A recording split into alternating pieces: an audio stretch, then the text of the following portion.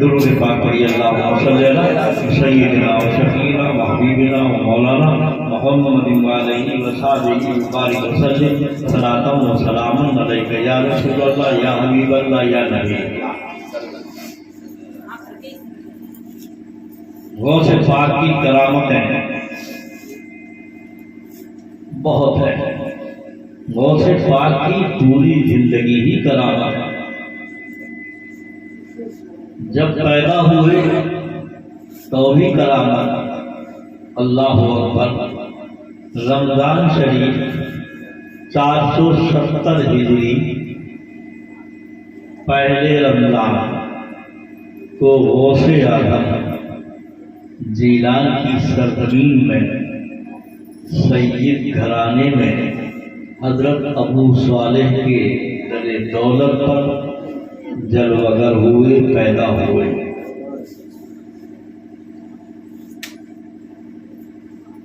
پورے مہینے رمضان شریف کے غوث پاک نے دن کے ٹائم میں اپنی والدہ کا دودھ نہیں پیا۔ تو سبحان اللہ، بولو کرامت ہے کہ نہیں؟ دودھ دن میں نہیں پیا۔ اے غوث پاک کے ماننے والوں، ان سے محبت کرنے والوں، غوث نے تو بچپن کے عالم میں جبکہ احکام شرع مرتب نہیں ہوتے ہیں، اس وقت بھی ہم کو یہ تعلیم دی کہ سبق سکھایا کہ بچپن کا عالم ہے، شیر خوار ہیں، ایک دن کے ہیں، 2 دن کے ہیں، 1 مہینے کے، پورے رمضان شریف دن کی سمت میں آپ نے اپنی امی جان کا دودھ نہیں پیا۔ بولیے کرامت ہے کہ نہیں؟ سب میں یہ بات مشہور ہو گئی۔ دوسرا سال آیا تب بھی ایسے۔ آپ کی پوری زندگی کرامت ہے۔ اب ہم غوث پاک کی منقبت پڑھتے پڑھتے پوری رات بھی گزار دیں تو منقبت ان کی ختم نہیں ہو سکتی۔ سرکار کی نعت پڑھتے پڑھتے پوری رات بھی گزار دیں تو ان کی نعت ختم نہیں ہو سکتی۔ لیکن اب ہمیں ضرورت ہے کہ ہم غوث اعظم کے مشن، غوث اعظم کے فرمان کو پہنچائیں اور سمجھیں کہ آپ کا آنا ہمارے لیے کیوں ہوا، آپ کی تشریف آوری کیوں ہوئی۔ اس لیے کہ نبی صلی اللہ تعالیٰ علیہ وسلم جو ہمارے آقا ہے وہ خاتم النبیین ہے، اب ان کے بعد کوئی نبی نہیں آ سکتا۔ جو آنا ممکن سمجھے وہ کافر ہے۔ آپ خاتم پیغمبرہ ہے، آپ کے بعد کوئی قیامت تک نبی نہیں آ سکتا۔ لیکن اب وہ کام جو نبی کرتے تھے یا نبی جو آپ پر دل سے فدا ہو جا، وہ نبی تو ہو نہیں سکتا مگر ولی ہو جا۔ اب نبوت کا سلسلہ نہیں، اب آخری نبی تشریف لا چکے۔ اولیاء کرام، علماء کرام کو آقا نامدار نے یہ مقام دیا کہ اب ہماری مسند پر تم نائب بن کر کام کرو، نائب بن کر کام کرو۔ تو اس کام کو اولیاء کرام نے کیا، کسی نے کسی انداز میں، کسی نے کسی انداز میں، کسی نے خاموش رہ کر کام کیا، کسی نے تصنیف کے ذریعے کام کیا، کسی نے تقریر کے ذریعے کام کیا۔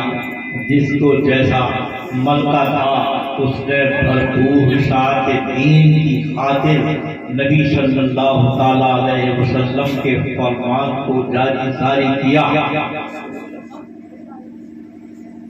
تو غوث اعظم رضی اللہ تعالیٰ عنہ کی نہ تعریف ختم ہو سکتی ہے نہ آقا کی تعریف ختم ہو سکتی ہے. اب ان کے مشن کو دیکھنا ہے.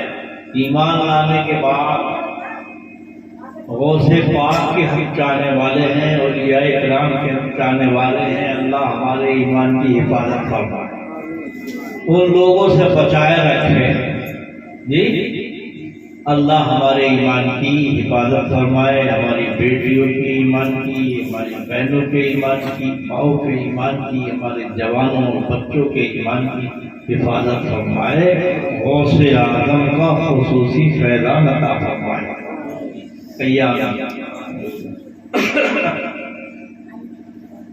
اب میں اگر لمبی چوڑی تقریر کروں تو وہ وقت نہیں ہے. میں آپ سے تھوڑے سے وقت میں اگر زیادہ بات کہہ دوں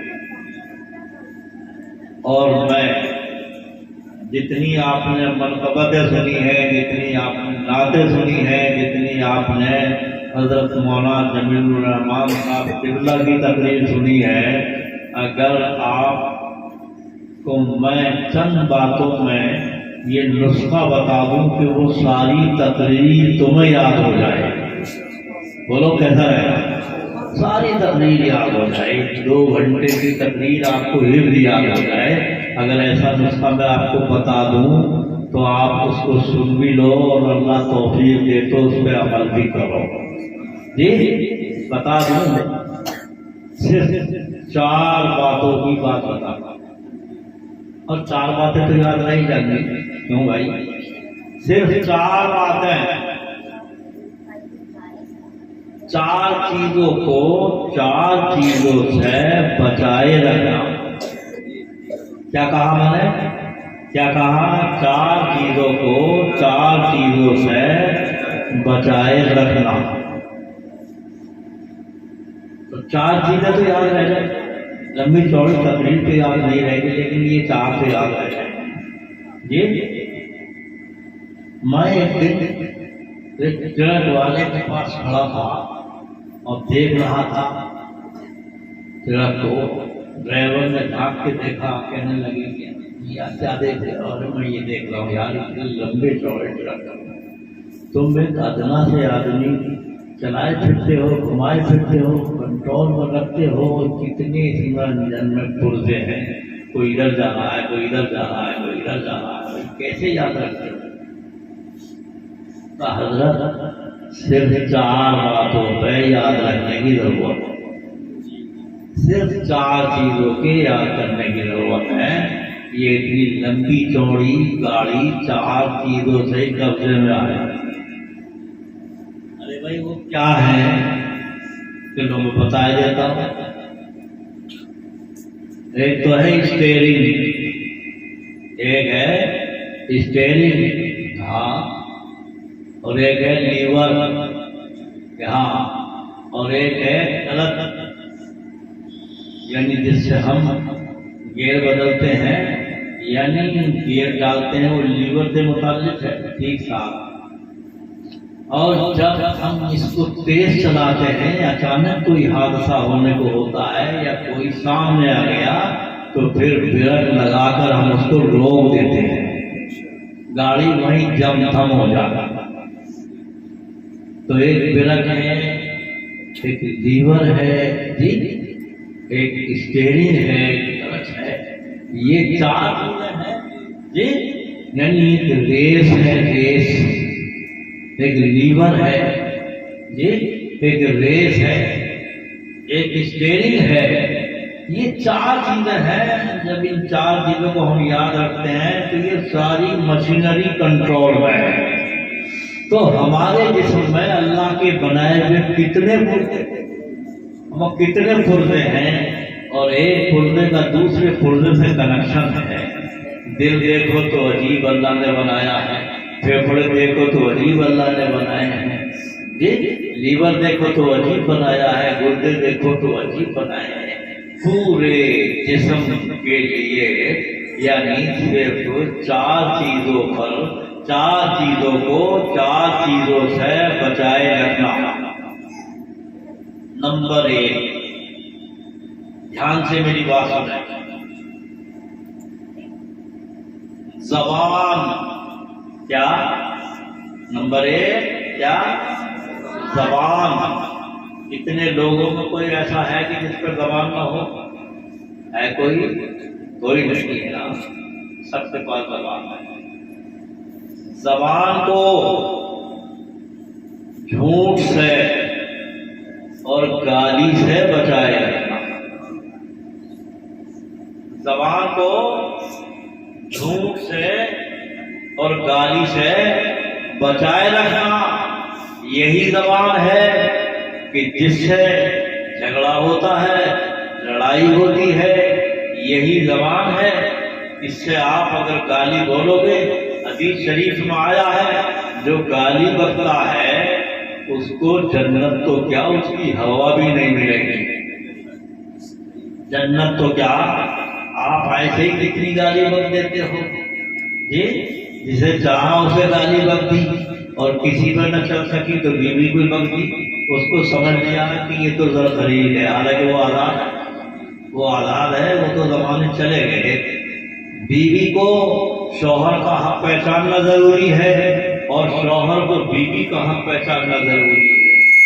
دونوں کی حدیں ہیں، دونوں کے ایک دوسرے پر حق ہیں، قرآن اور حدیث سے ثابت ہے۔ مولانا جمیل الرحمان آپ کے سامنے امجدیہ سے فارغ ہیں، بہت بڑے ادارے سے فارغ ہیں، معنویت اور علم رکھتے ہیں۔ آپ ان کی موجودگی میں آپ حضرات سے یہ کہہ رہا ہوں، ایک زبان ایسی چیز ہے، جب اس زبان کو آپ، اس لیے اللہ نے اس کو بنایا ہے، اگر اس زبان سے بولو تو اچھی بات بولو، اس زبان سے بولو نصیحت کی بات بولو، اس زبان سے بولو تو سبحان اللہ کہو، اس زبان سے کہو تو الحمدللہ کہو، اس زبان سے کہو تو اللہ کی تصریف کرو، اس زبان سے پڑھو تو قرآن کی تلاوت کرو، اس زبان سے کرو تو واعظ کہو، نصیحت کرو، اچھی بات کہو، دوسرے کو نصیحت اور اچھا راستے کی بات بتاؤ۔ اس زبان میں تاثیر ہو جائے گی، اور جب جھوٹ بولو گے، جب گالی بکو گے تو اس زبان کی تاثیر ختم ہو جائے گی۔ ایک مثال دے کے آگے بڑھ جاؤں گا۔ خواجہ فرید الدین گن شکر رحمۃ اللہ تعالی علیہ کو جانتے ہیں؟ یہ وہ ہیں جو صابر صاحب کے معبودی ہیں اور پیر بھی ہیں، جو پاک پٹن شریف پاکستان میں، جو وہاں پر آپ کی زیارت گاہ ہے، سب لوگ جاتے ہیں اور وہاں زیارت کرتے ہیں، وہاں پر بھیڑ لگی رہتی ہے آپ کے آستانے میں۔ مجھے بھی 2007 میں ان کے آستانے پر جا کر شرف حاصل ہے۔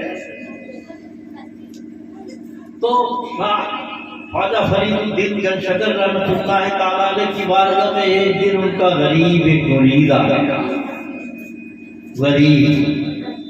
اس نے سوچا حضرت تشریف لائے ہیں، نذرانے کے لیے کچھ ہے نہیں، کچھ نہ کچھ تو ہو، لہذا سوچا کہ بھی کچھ ہے کہ ہاں مرغی نے 4 انڈے رکھے ہیں، تو لاؤ وہی بیوی 4 انڈے دے دو، میں حضرت کی نظر کر دوں، جاڑوں کا موسم ہے، تناول فرما لیں گے، دعا دے دیں گے، لہذا وہ 4 انڈے لے کر، اس کی بات تھوڑی سی کم کر دو، محفل تک آواز پہنچ جائے، سیٹی ہوگی کم کر دو۔ کیا بات چل رہی تھی بتائیے، آپ بتائیے کیا بات چل رہی تھی، بتائیے جی۔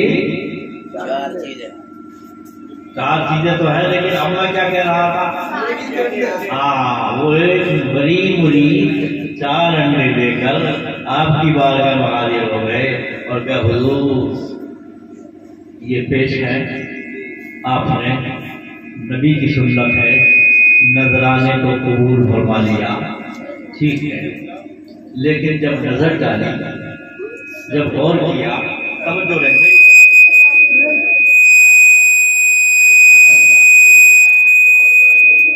بڑھائے نہیں تو کچھ چلیے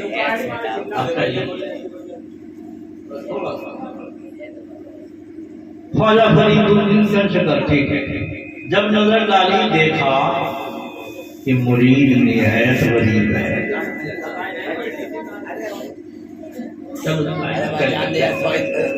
چلو جب آپ نے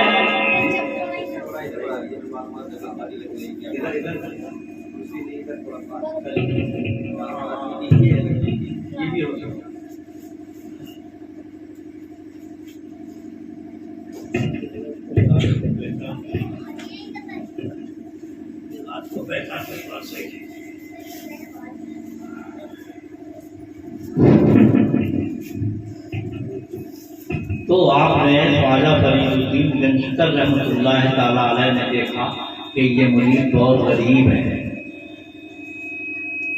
انڈے لے لیے اور پھر آپ نے زور سے بسم اللہ الرحمن الرحیم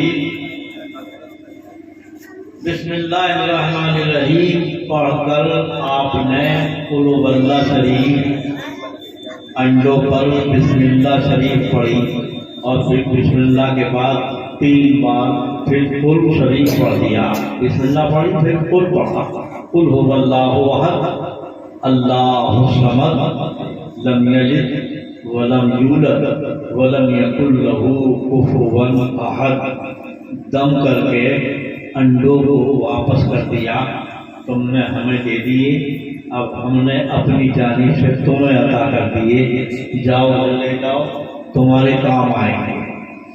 جب انہوں نے دیکھا تو دیکھا یہ کہ انڈے جب میں لایا تھا تو سفید تھے اور اب تو انڈوں کی رنگت بالکل سنہری ہو گئی ہے، کیا بات ہے۔ گھر کی طرف چل رہا ہے، راستے میں ایک جوہری کی دکان بھی پڑ گئی، سوچا لاؤ ان کو جٹوا لے کہ آخر کا ماجرا ہے۔ انہوں نے ایک انڈا دیا اور کیا صاحب دیکھنا ہمارا یہ انڈا کیسا ہے، تو اس میں جو اس کی رنگت ہے وہ کیا کہتی ہے۔ انہوں نے دیکھ کے کہا کہ بھائی یہ تو تمہارا انڈا سونے کا کائے کا ہے۔ انہوں نے کہا کہ بھائی صاحب اس پہ پالش ہی چڑھا ہوا ہے، یہ ٹھوس ہے۔ تو جب انہوں نے دیکھا اس کو تو وہ ٹھوس ہی تھا، کہا کہ یہ ٹھوس سونے ہی کا ہے۔ تو بھائی یہ تو بتاؤ یہ چیز تم کو کہاں سے مل گئی ہے؟ یہ تو بالکل انڈوں کی شکل بنی ہوئی ہے اور یہ ٹھوس سونے کے ہیں۔ تو انہوں نے کہا کہ بھائی اب میں یہ بات تو پھر بتاؤں گا۔ تو پھر انہوں نے دوسرا انڈا دیا، تیسرا دیا، چوتھا دیا، چاروں انڈے سونے کے، ٹھوس سونے کے۔ اب کیا ٹھکانا تھا، خوشی کا کیا ٹھکانا تھا، اور سوچنے لگا یار اب تو پھر آج تو ہمیں کیمیا بھی ہاتھ آ گئی، سونا بھی مل گیا، سونا بنانے والی چیز بھی مل گئی جی، یعنی جو حضرت نے جو پڑھا ہے وہ بھی مل گیا اور جو بنایا ہے وہ تو مل ہی گیا۔ گھر پہنچے بیوی کے حوالے کیے کہ لو بیوی انڈے رکھ دو، انہوں نے کیا بات حضرت نے قبول نہ کیے کہ قبول بھی کر لیے اور قبول کر کے دے دیے۔ ذرا غور سے تو دیکھیے انڈے کیا ہیں، سونے کے ہو گئے۔ کہ سبحان اللہ، کہ واقعی سونے کے ہیں کہ ہاں میں جتوا کے لا رہا ہوں سونے کے ہیں۔ اب 4 انڈے سونے کے، ان کی آپ جب ان کو بھنائیں گے کرنسی تو اچھی خاصی رقم بن جائے گی۔ لہذا اب پھر لوگ جتنے دولت والے ہوتے ہیں انہیں پھر تمام ان کو مجبور کرتی ہے کہ اب اور ہونا چاہیے۔ بیوی سے کہنے لگے بیوی ذرا محلے سے کچھ اور انڈے مل جائیں تو ذرا لے کے آؤ۔ لہٰذا محلے سے انہوں نے دیکھا تو 2-4 انڈے اور مل گئے۔ ہاں تم بھی وضو کر کے آ جاؤ اور میں بھی وضو کر کے بیٹھ رہا ہوں۔ دونوں بیٹھ گئے اور ان کو سامنے رکھ کے انڈوں کو اور قل هو اللہ شریف پڑھتے پڑھتے پڑھتے پڑھتے صبح ہو گئی، فجر نمودار ہو گئی، لیکن انڈے رنگت بدلنے کو تیار نہیں ہے، ویسے کے ویسے ہی ہیں۔ لہذا بیوی نے کہا شوہر سے کہ مجھے ایسا معلوم ہوتا ہے حضرت کا وظیفہ کچھ اور ہی تھا، تمہیں کچھ چوک ہو گئی، تمہیں بھول ہو گئی، یاد تمہاری تمہیں یادی نہیں۔ کہ نہیں اسی منٹ حضرت نے قل هو اللہ شریف پڑھ کر انڈے دے دیے۔ دیر نہیں لگی، زور سے پڑھا تھا، ایک ہی بار پڑھا تھا تو یہ سونے کے ہو گئے۔ پھر یہ بتاؤ ہمیں پوری رات پڑھتے پڑھتے ہو گئی، انڈے رنگت قطعی بدلنے کو تیار نہیں ہے۔ تو پھر نہیں جائیے حضرت سے فجر میں ملاقات کیجیے اور پوچھئے کہ وہ وظیفہ تھا کیا۔ پہنچ جاتے ہیں حضرت نے سمجھ لیا جی کہ اب یہ کیوں آئے ہیں جی، وہ تو دل کی تختی کو پڑھ لیتے ہیں اللہ والے، وہاں تو دل سنبھال کے جانا پڑتا ہے۔ علماء کی محفل میں زبان پر کنٹرول کرنا پڑتا ہے کہ کہیں وہ غلط بات پر فتویٰ نہ لگا دیں، اور اولیاء کی محفل میں دل سنبھال کر جانا پڑتا ہے، کہیں دل کی حرکتوں کو نہ پہچانے، دھڑکنوں کو نہ پہچانے۔ لہذا آپ سمجھ گئے کیوں آئے ہو۔ کہا کہ حضرت رات جو انڈے میں نے آپ کی بارگاہ میں پیش کیے تھے اور آپ نے پھر عطا کر دیے، کیا پڑھا تھا بیٹے؟ تمہارے سامنے پڑھا تھا، زور سے پڑھا تھا، قل ہو اللہ شریف پڑھا تھا کہ حضور والا پیر صاحب رات بھر پڑھتے پڑھتے میری بیوی بھی تھک گئی، میں بھی تھک گیا، سویا نہیں ہے اس وقت، پوری رات جاگتے رہے، لیکن دوسرے انڈوں پر جو ہم نے پڑھنا شروع کیا تو انڈے تو ویسے کے ویسے ہی ہیں۔ تو میری بیوی نے مشورہ دیا کہ حضرت کا وظیفہ کچھ اور ہوگا۔ آپ مسکرائے اور آپ نے فرمایا بات یہ ہے، میں کلام ربانی اور پھر محبوب کی زبانی، کلام ربانی اور محبوب کی زبانی، بات یہ ہے اللہ کے کلام میں تو کوئی فرق نہیں ہے، لیکن فرید جیسی زبان بھی تو لے آ، فرید جیسی زبان بھی تو لے آ۔ تو بھائیو، اس زبان میں تاثیر کب ہوگی؟ اس زبان میں تاثیر جب ہوگی کہ جب اس زبان کو آپ فضولیات سے محفوظ رکھیں گے، گالی سے بچائے رکھیں گے، جی بری باتوں سے روکے رکھیں گے، جب کھلے تو اللہ کا نام ہو، جب کھلے تو رسول کا نام ہو، جب کھلے تو کسی کو نصیحت ہو، جب کھلے تو اللہ کا کلام ہو، جب کھلے تو قرآن پاک ہو۔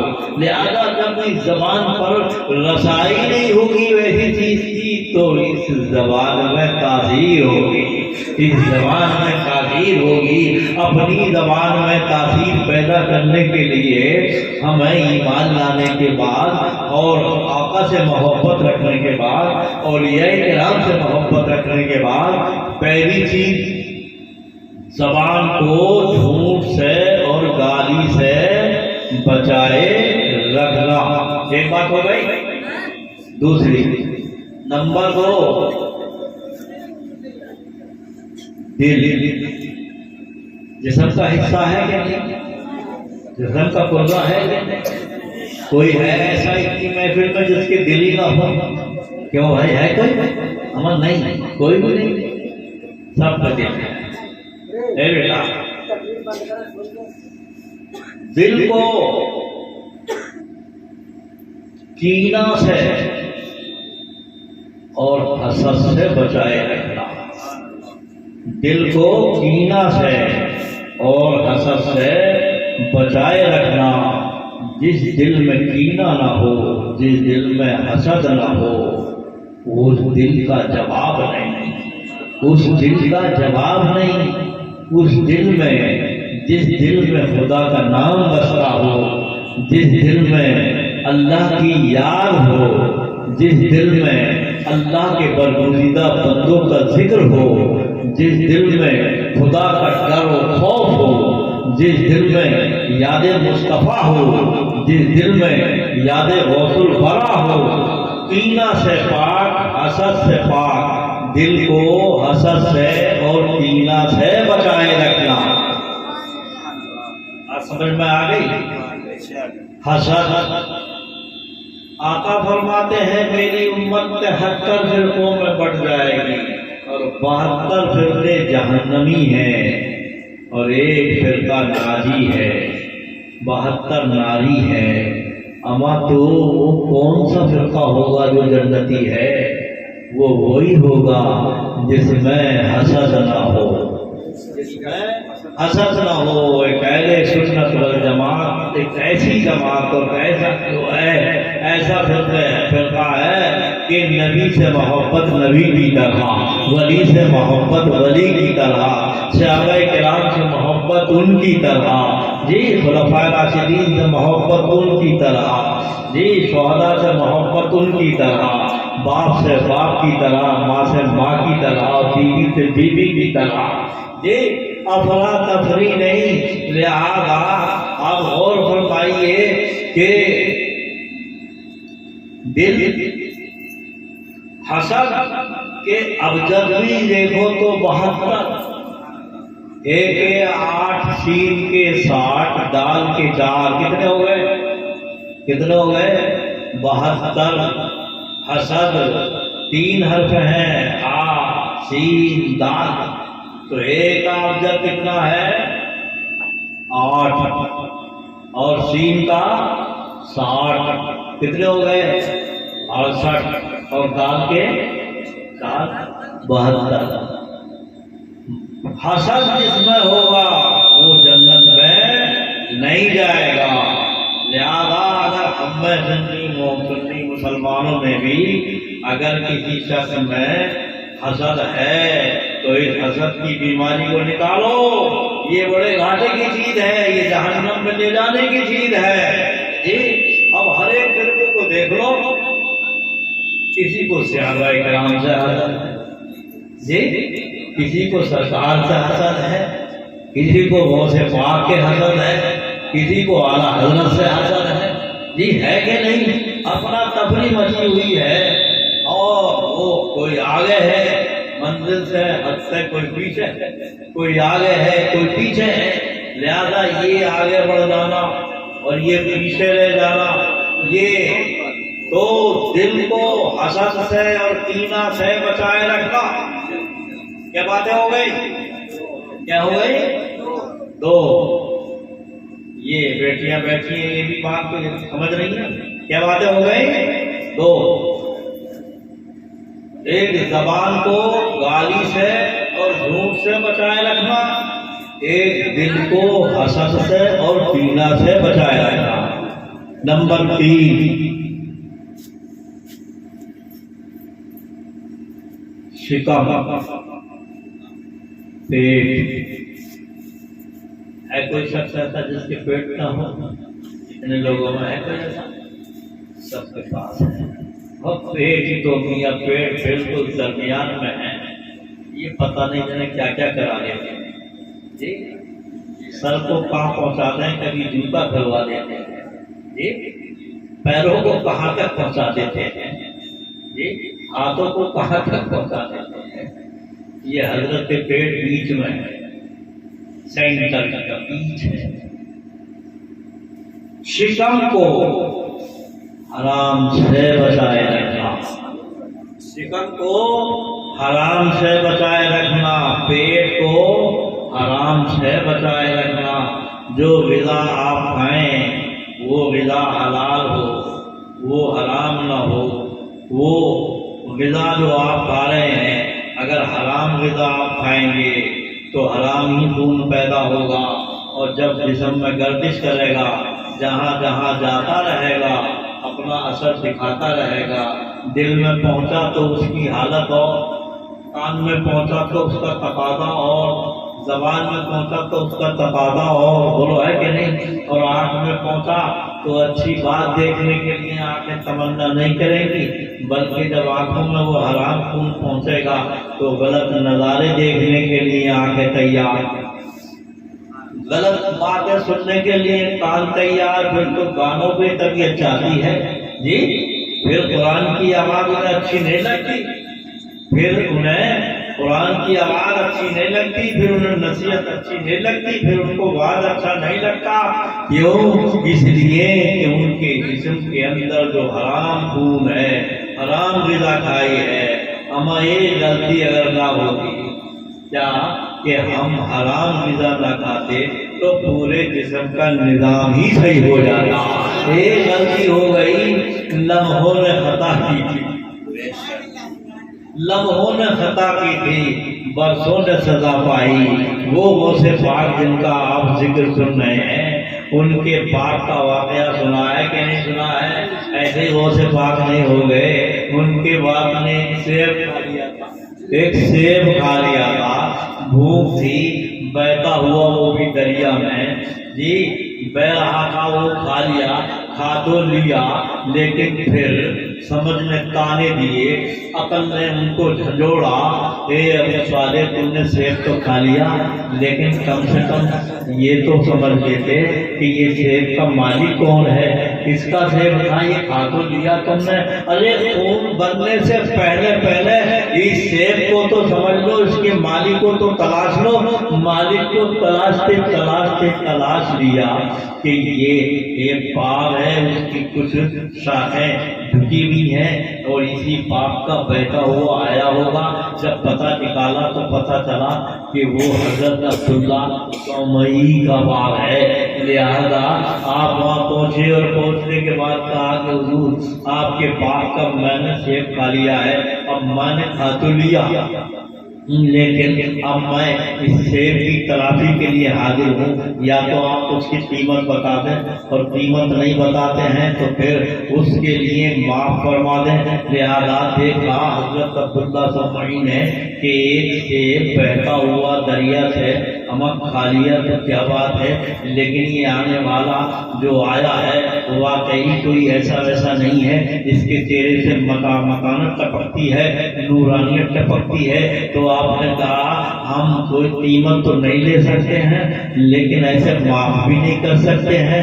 لہذا پھر کیا صورت ہے، بے چین ہو جاتے ہیں آپ، بہت بے چین ہو جاتے ہیں کہ تم نے کیوں کھا لیا، سیب کھا کیوں لیا۔ لہذا پھر آپ نے کہا پھر کوئی حضرت صورت بھی ہے کہ ہاں ایک صورت ہے، 10 سال تم ہمارے باغ کی رکھوالی کرو، 10 سال ہمارے باغ کی رکھوالی کرو، اور 10 سال جب آپ کی رکھوالی ہو جائے گی تو پھر ہم سوچیں گے اس کی معافی کے بارے میں۔ لہذا آپ نے جب یہ کہا تو غوث پاک کے والد نے سوچا 10 سال تو بہت ہوتے نا، 10 سال زیادہ، 10 سال تو آپ نے سوچا کہ چلو 10 سال میں معافی تو ہو جائے گی، کم سے کم وہ جسم کے اندر جو چیز داخل ہوئی ہے اس سے حرام خون کو پیدا نہیں ہوگا، معافی کا پروانہ تو مل جائے گا۔ لہذا آپ نے منظور کر لیا۔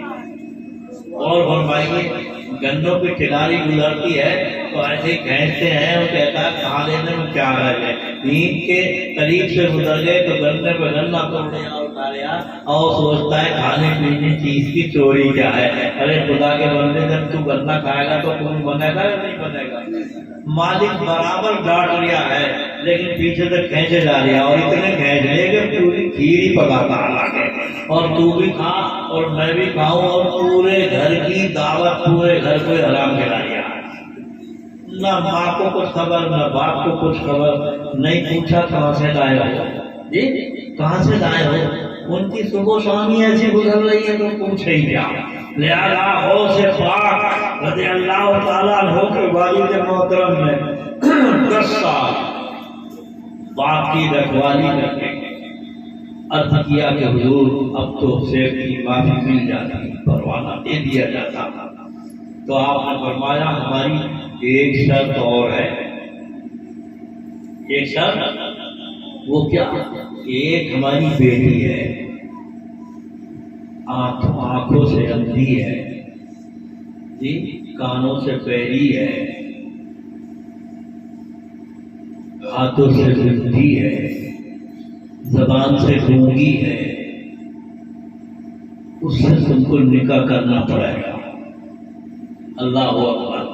کوئی نوجوان جی آج کی تاریخ میں ایسے دیکھتے ہیں لڑکی کو جیسے کہ قربانی کا جانور، یہ کوئی بھی کمی نہیں ہونی چاہیے، خوبصورت ہو چاہے خود کلوئی ہو، جی لیکن لڑکی خوبصورت ہونی چاہیے، خود چاہے بالکل کالے سے افام ہے کہ نہیں۔ لیکن غوث پاک کے والد محترم سوچا کچھ بھی صحیح، دنیا کتنے دن کی ہے، ٹھیک ہے مجھے حضور منظور ہے، مگر سیب کو معاف کر دیا جائے۔ سبحان اللہ سبحان اللہ۔ ایسی لڑکی کو آپ نے قبول فرما لیا، نکاح ہو کر جب وہ لڑکی آپ کے دولت خانے پہ آئی تو آپ دیکھ کر واپس ہو گئے، اور پھر اپنے سسر صاحب سے رابطہ قائم کیا کہ آپ جو صفت بتاتے تھے اس لڑکی میں وہ صفت نہیں ہے، وہ اندھی نہیں ہے، وہ گونگی نہیں ہے، وہ خوبصورت ہے، لہذا تو کہا نہیں نہیں بیٹا وہی تمہاری دلہن ہے، کوئی اور نہیں ہے۔ میں نے اس وجہ سے آنکھوں سے اندھی کہا تھا کہ اس نے کبھی اپنی آنکھوں سے غیر محرم کو دیکھا نہیں، کانوں سے کوئی غلط بات سنی نہیں، زبان سے کسی کو غلط بات کہی نہیں۔ ماں نے اس لیے کہا تھا اس کے قدم غلط طرف اٹھے نہیں۔ لہذا جس کی ماں کا یہ عالم ہو، جو ماں فاطمہ ام الخیر ہو، جس کے باپ کا یہ عالم ہو، حضرت ابو صالح، تو ان سے کیوں نہ پھر غوث اعظم کی ذات گرامی پیدا ہو۔ لہذا ہم اس چیز کا ذکر کرتے ہیں، لہذا شکم کو، پیٹ کو حرام سے بچائے رکھنا۔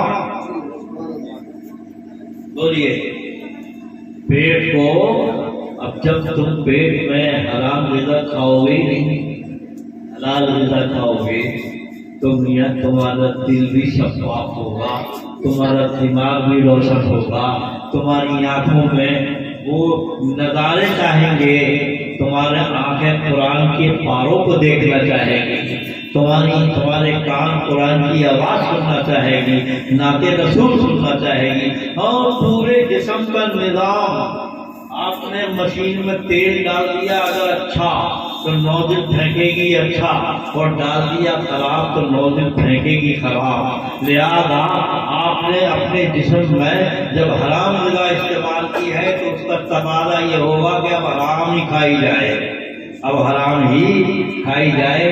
چوری کا مال کھا کے پھر دھیان لگے گا کہ دوسری چوری کو تلاشا جائے، کیوں بھائی، ہوگا کہ نہیں ہوگا؟ اور جب ہم حلال روزی کھائیں گے تو پھر پورے جسم کا نظام صحیح ہو جائے گا۔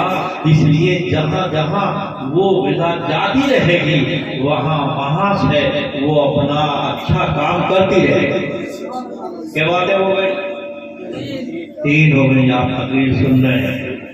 نمبر 4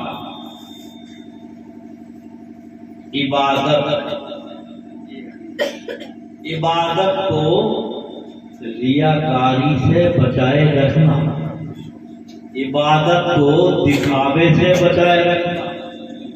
عبادت میں ریاکاری نہیں ہو، دکھاوا نہیں ہو۔ یہ داڑھی اگر یوں رکھائی ہے کہ لوگ اس داڑھی کا احترام کریں، اس داڑھی سے فائدہ ہو جائے، اگر ہم کوئی غلط کام بھی کر لیں تو سوچنے ڈالنا جی ایسا کر ہی نہیں سکتے، یہ تو داڑھی والے ہیں، ٹوپی والے ہیں۔ اگر عیبوں کو چھپانے کے لیے آپ نے یہ کام کیا ہے تو ثواب نہیں ملے گا، اور اگر آپ نے یوں رکھی ہے کہ یہ میرے آقا کی سنت ہے، یہ میرے آقا کی سنت ہے اور یہ میرے آقا کی پہچان ہے، تو آپ کو اس کا ثواب ملے گا۔ میرے کہنے سے اگر داڑھی منانے والوں نے آج ہی داڑھی رکھنے کا ارادہ کر لیا تو 100 شہیدوں کا ثواب ملے گا، لہٰذا مجھے بھی ثواب ہوگا، آپ کو بھی ثواب ہوگا۔ برادران ملت اسلامیہ، آپ نماز پڑھتے ہیں، نماز میں آپ کا دکھاوا نہیں ہونا چاہیے جی۔ اول تو لوگ نماز نہیں پڑھتے ہیں، تو بعض تو جمعے کے دن ہی جاتے ہیں، اور جمعے کے دن بھی جاتے ہیں تو کہیں امام صاحب کی ناپ توڑ، کہیں مسجد میں یہ کیوں پڑھا ہے، یہ صفائی کیوں نہیں ہوئی، وہ صفائی کیوں نہیں ہوئی۔ کبھی امام صاحب سے بتایا کہ میں ایسا ہوں اور ویسا ہوں، 8 دن میں حضرت تشریف لائے تھے پھر بھی نکتہ چینی میں لگ گئے۔ لہذا کوئی مسجد میں جاتا ہے دکھاوے کے لیے تو وہ اللہ جانتا ہے کہ یہ کیوں آیا ہے۔ اگر آپ مسجد میں نماز نیت سے جاتے ہو نماز پڑھنے کے لیے، یہ میرے آقا کا فرمان ہے، جماعت کی نماز میں 27 نمازوں کا ثواب ہے، اس نیت سے آپ جاتے ہو وہاں پر تو آپ کو ثواب ملے گا، اور اگر آپ وہاں پر کسی دوسری نیت سے جاتے ہو جی تو آپ کو ثواب نہیں ملے گا۔ بہت سے لوگ تو مسجد میں جوتے کر کے چلاتے ہیں، مسجدوں کا گھنٹہ اتار کے لے جاتے ہیں، وہاں کا یہ مشین بھی نکال کے لے جاتے ہیں جی، ہے کہ نہیں؟ ہم مسجد کو جا رہے ہیں جو سب سے اچھی جگہ ہے مسجد، لیکن ان کا جانا یہ دکھاوے کا ہے۔ ان کی نیت تو یہ ہے کہ ذرا حجرے کی تلاش دیکھ لی جائے کہ موقع رات کو کس جگہ سے کامیابی کا ہوگا۔ اس طرح سے اگر جا رہا ہے وہ تو اسے ثواب نہیں ملے گا۔ اور بھائیو، اسی لیے پیٹ کو، عبادت کو ریاکاری سے بچائے رکھنا बल तो इबादत ही कम कर रहे हैं, और कुछ कर भी रहे हैं तो उनमें आधे रियाकारी कर रहे हैं, दिखावा कर रहे हैं। लोग हमको नमाजी समझे नहीं, बल्कि खुदा हमको नमाजी समझे, रसूल हमको नमाजी समझे, और हम दूसरे की नमाज को हिफाजत से देखते हैं। दूसरा वजू कर रहा है तो उसे उसी वक्त टोकते हैं जी, लिहाजा उसे इतना टोकते हैं। नया आदमी कोई फंस गया पुराने नमाजी के सामने तो वहीं से इतना कायल करता है कि वो सोच लेता है आज तो गलती हो ही गई, अब नहीं आऊंगा। इसलिए कि इन्होंने तो भाई बहुत ही ज्यादा मुझे कायल कर दिया। तो चाहिए तो ये था कि अगर वजू में कोई गलती हो गई है तो आहिस्ता से बाकायदा बुलाकर कहते चाचा आया भाई साहब, बात ये है कि वजू में आपकी थोड़ी सी कमी है, और वैसे तो आपने ठीक किया है लेकिन ये कमी है, इसको दूर कर लेना। लिहाजा ये बात मैं आपसे इसलिए कह रहा हूँ, मैं सबके सामने कहता तो आपको शर्मिंदगी होती कि आप छोटे वाले हो गए, दादा हैं, तो वो आपकी बात को मान भी लेंगे और तस्लीम भी कर लेंगे। लेकिन तुम्हारा मकसद तो जताना है कि मैं इतना जानता हूँ, दिखावा है। तुम्हारा मकसद नसीहत करना नहीं है, तुम्हारा मकसद अपनी पावर दिखाना है, अपने इल्म को बताना है। नहीं, तकब्बुर और घमंड से आपकी जो नमाज है वो मुंह पर मार दी जाएंगी। आज भी होनी चाहिए, इंकिसारी होनी चाहिए। इबादत हो तो इबादत में दिखावा ना है। और से पुराने नमाजी जो होते हैं नए नमाजी को जाने नहीं, वो चाहते हैं कि हम ही पढ़े, और नया आ गया तो उसे वहीं से डांटना शुरू करते हैं। ये तरीका नहीं है, बल्कि अलहदा समझाइए, ऐसा बताइए कि उसे अच्छा लगे। तो एक बहुत बड़े इबादत गुजार थे, बड़े हाफिज थे, उनका बड़ा चर्चा था कि वो बड़ी नमाज पढ़ते हैं, तहज्जुद भी पढ़ते हैं, इशराक भी पढ़ते हैं, अवाबीन भी पढ़ते हैं, चाश भी पढ़ते हैं, इशराक भी पढ़ते हैं, बड़े इबादत गुजार हैं। चर्चा हो गया, चर्चा होते होते बादशाह तक चर्चा हो गया। तो बादशाह ने सोचा यार ऐसे मुत्तकी आदमी को बुलाना चाहिए, उनके कदम हमारे घर पड़ जाए तो बरकतें। ये बादशाह ने एक दिन बड़े एहतराम से उन आबिद की दावत कर दी। मेहमान हो गए बादशाह के यहाँ, जब खाने का वक्त हुआ बादशाह ने कहा कि खाना तनावुल फरमा दें। शाही खाने लगा दिए गए, दस्तरखान बिछा दिया गया, लेकिन आबिद साहब ने 2-4 लोग में खाना खाया और नमाज पढ़ते रहे। और का वक्त हो गया, कुछ नफल पढ़ रहे थे, फिर जोहर का हो गया तो जोहर को पढ़ने लगे, नफल पढ़ने लगे।